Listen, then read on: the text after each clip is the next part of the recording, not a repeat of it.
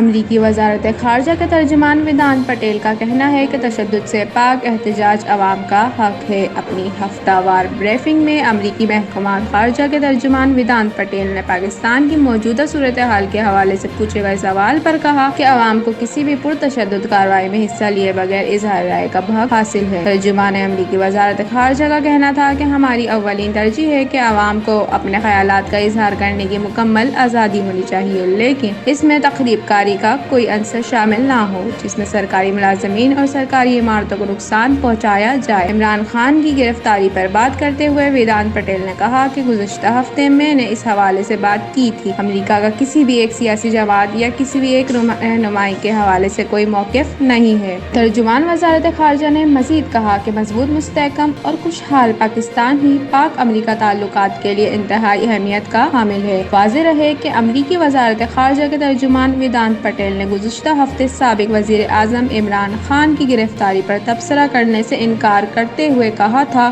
کہ کسی کو بھی گرفتار کرتے ہوئے ملکی قوانین کا احترام کیا جانا چاہیے۔ ویدانت پٹیل کی بریفنگ میں ان سے پاکستان کی موجودہ صورتحال کے حوالے سے خصوصی طور پر پوچھا گیا۔ اسی کے ساتھ میں ہوں آصفہ علی۔ مزید معلومات کے لیے دیکھتے رہیں MIM نیوز۔